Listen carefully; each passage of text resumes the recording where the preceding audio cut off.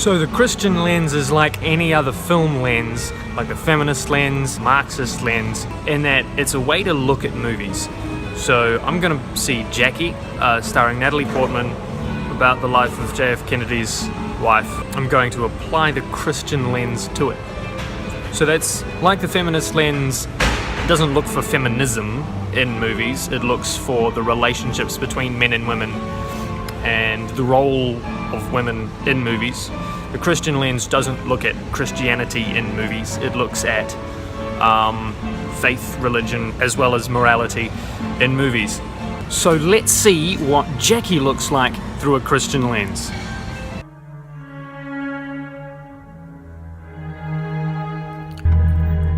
So, initial thoughts.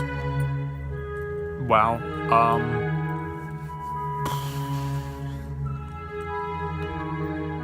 It's a hard journey to go on.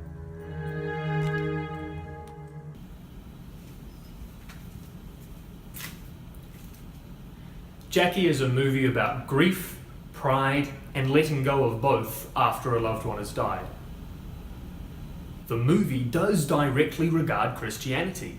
I shouldn't be surprised about this, as it is set in the 60s and it's about grief, so of course the church plays a role in a sadly fitting final role for John Hurt. Rest in peace. But is Christ portrayed well in this film? Well, religion does comfort Jackie in her time of need, but not as much as I think it can. The film is made in the post-Christian era today, and therefore has a non-Christian resolution. So just be sure to use your Christian lens while watching it. It may provide good talking points with a friend if you see it together. Now, if you've just watched it with me, you can keep on watching and listening to me talk. But if you haven't, then be warned. I'm going to basically explain the whole plot. The moral of the story is to preserve a legacy by letting go of vanity. It's explained that history is important and the presidents were real people, but that people will probably remember the stories better than they'll remember the people. In light of this, Jackie tells the story to a reporter, but asks him to leave out some details that she tells him. I'm guessing you won't allow me to write any of that. No. Because I never said that. More than this, she rewrites his notes for him. I never said that. This selective truth would be awesome to study in a postmodern lens, but that's not really what we're looking for here. She's not exactly lying when she tells this story. That's a postmodern lens for you. But in no way at all is it a alternate truth. No. But it's clear that she's not telling this story for her own pride or vanity, but for her husband's legacy. So that's her quest throughout the film. She tries to do this by a big funeral procession, but it's clear that her vanity and the grief of what's going on is really getting to her and she can't cope. It's then that she talks to a priest. She says to him that God is cruel because of the situation that he has put her in. The priest doesn't deny that God has done this, which is a good Christian perspective, and he tells her the story of the blind beggar, the one of whom the disciples asked, who was it, him or his father, that sinned to give him this curse of blindness? Jesus replied, neither. He's blind so that the glory of God, the power of God, may be shown and proved through him. Jesus then heals the blind man, and many come to follow him. So Jackie draws from this the truth that our ailments are given by God in order to show his glory. It's then that she decides to not march outside with her husband's casket where she and her children are in danger, but instead ride in the cars more modestly. But in the low point of the movie, Bobby Kennedy, let's find out.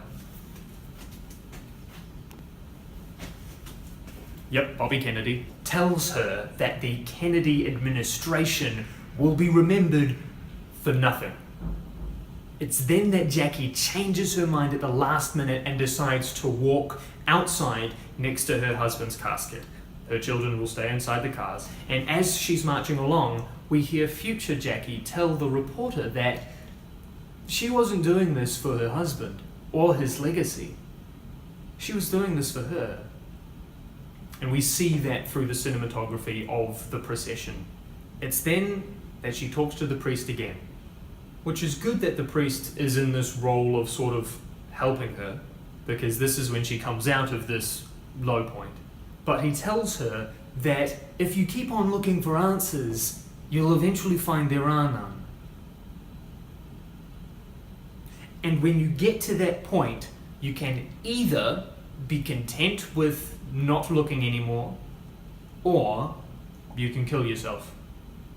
Jackie replies, I think that only vain people kill themselves. And this is a sign of her letting go of both her vanity and her grief, as is shown through the suicidal thoughts that we see her going through in the film.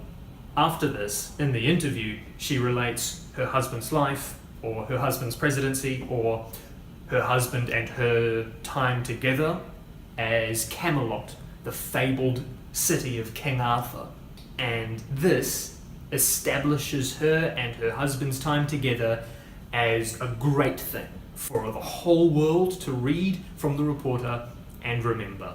Now, what does this mean through a Christian lens, though? What should Christians think about this? This is my opinion. You may have a different Christian opinion.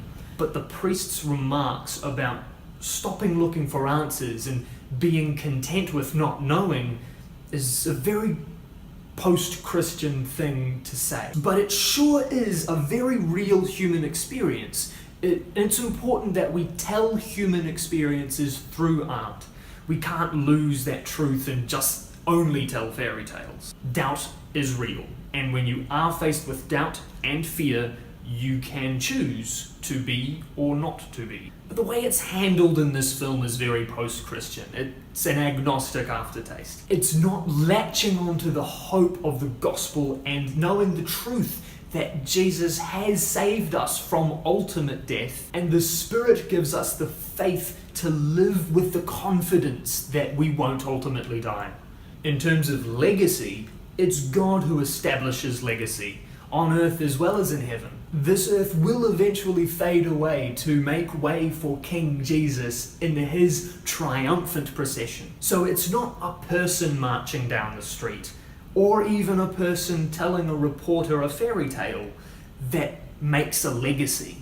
It's faith in God. The Tim Burton movie Big Fish also struggled with this idea. The purpose of religion in Jackie's life is to comfort her, to remind her of her sin, and to help her let go of it.